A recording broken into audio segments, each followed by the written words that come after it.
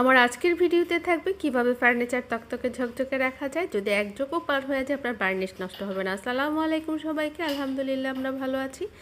আশা করি আপনারাও ভালো আছেন। যে যেখান থেকে দেখছেন সম্পূর্ণ ভিডিওটি দেখার জন্য আমন্ত্রণ রইল। যদি ফেসবুক থেকে দেখে থাকেন তাহলে একটু ফলো দিয়ে লাইক কমেন্টস করে যাবেন, আর যদি ইউটিউব থেকে দেখে থাকেন একটু সাবস্ক্রাইব করে লাইক কমেন্টস করে যাবেন। আপনার একটা ফলো, লাইক, কমেন্ট, সাবস্ক্রাইব আমার স্বপ্নটাকে পূরণ করতে পারে। যাই হোক, চলে আসি আসল কাজে। এখানে আমার একটু স্কিপ হয়ে গেছে, সেটা হচ্ছে আমি কতটুকু পানি আর কতটুকু লিকার দিয়েছি এখানে আসলে ভিডিওতে দেখাতে আমার মিস্টেক হয়ে গেছে। এখানে আমি 2 কাপ পানি নিয়েছি, 4 চামচ লিকার নিয়েছি, মানে চায়ের লিকার নিয়েছি। এটাকে এমন পরিমাণে জ্বালাবো যাতে 1 কাপের চাইতে একটু কম হয়। যখন 1 কাপের চাইতে একটু কম হবে তখন আমি একটা পাত্রে ঢেলে নিচ্ছি, 4 লিকারটাকে আমি আলাদা করে নিচ্ছি। এটা যখন একটু নর্মাল হয়ে যাবে, মানে টেম্পারেচারটা হাই থেকে যখন নর্মাল হবে, এর মধ্যে আমি দিয়ে দিব 2 চামচ পরিমাণ ভিনেগার আর দিয়ে দেব 2 চামচ পরিমাণ নারিকেল তেল। এই নারিকেল তেল, ভিনেগার আর চায়ের লিকারটা আমি খুব ভালো করে একটু মিক্সড করে নেব। এর পরবর্তী প্রসেসে আপনাদের সাথে শেয়ার করব। এখানে আমি একটা স্ক্রাবার নিয়েছি, আর এই স্ক্রাবারটাকে নর্মাল পানি দিয়ে আমি একটু চেপে নিচ্ছি। মানে স্ক্রাবারটার পরিমাণে এমন পরিমাণে পানি থাকবে যে একদম চুপচুপা পানিও থাকবে না, আবার একদম শুকনা শুকনা না। মানে আমি হাত দিয়ে চেপে যতটুকু সম্ভব পানি ফেলে দিব, এক্সট্রা কোনো পানি যাতে না থাকে। আর এখানে দিয়ে দিলাম আমি একটু অল্প করে ডিটারজেন্ট। এই ডিটারজেন্টটা আমি খুব ভালো করে স্ক্রাবারের মধ্যে মিশিয়ে নিচ্ছি, আর আমি আরেকবার চেপে পানি ফেলে দিচ্ছি। মানে আপনার হাতে চাপ দিলে যে পরিমাণ পানি চলে যায় সেই পরিমাণ পানি আপনি ফেলে দিবেন। এরপরে চলে এসছে আমার বেডরুমে, আমার খাটে। এই অংশটাই আমি আপনাদেরকে আজকে ক্লিন করে দেখাবো।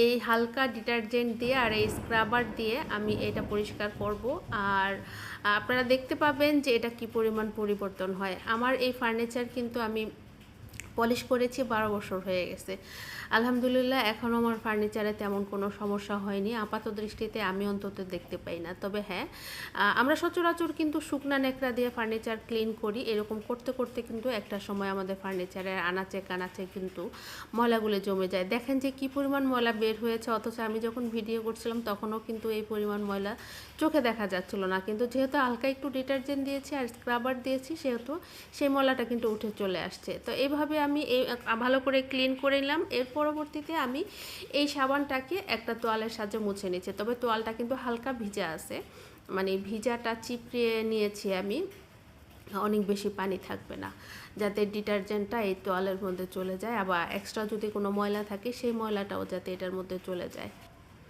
আর দেখেন আমার টুনটুনি বাচ্চা কিভাবে বসে আছে, আমি কাজ করছি, সে আমার কাজ দেখবে। যখন যেখানে যেই কাজ করি সব কিছুতে তার এত বেশি কিউরিসিটি, সে আমার পাশাপাশিই থাকবে। আমার এই পদ্ধতি যদি আপনি ফলো করেন তাহলে কিন্তু দীর্ঘদিন আপনার বার্নিশ নষ্ট হবে না। অ্যাটলিস্ট মাসে যদি একবার করেন তাহলেই কিন্তু যথেষ্ট। এরপরে আমি একটা শুকনা ন্যাকড়া নিয়েছি, যাতে সেই ভিজা পানিটা যে থাকে সেই পানিটা মুছে নিতে পারি।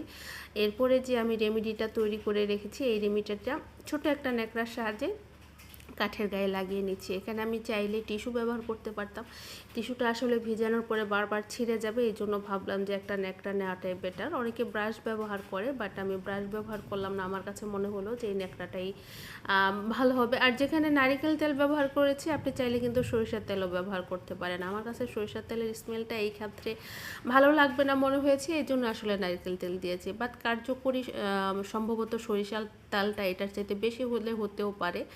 আর এখানে কিন্তু একবার লাগানো যাবে না, বেশ কয়েকবার লাগাতে হবে, তাহলেই কিন্তু কাঠের মধ্যে ভালো করে বসবে। আমি জানি না আমার আসলে এখানে কেমনটা দেখা যাচ্ছে, আমার লাইটটা আমার পেছনে, তাই হয়তো বা একটু কম দেখা যাচ্ছে, কিন্তু জিনিসটা কিন্তু খুবই ক্লিন আর তকতকে ঝকঝকে দেখা যাচ্ছে। ভালো থাকবে, সুস্থ থাকবে, আল্লাহ হাফেজ।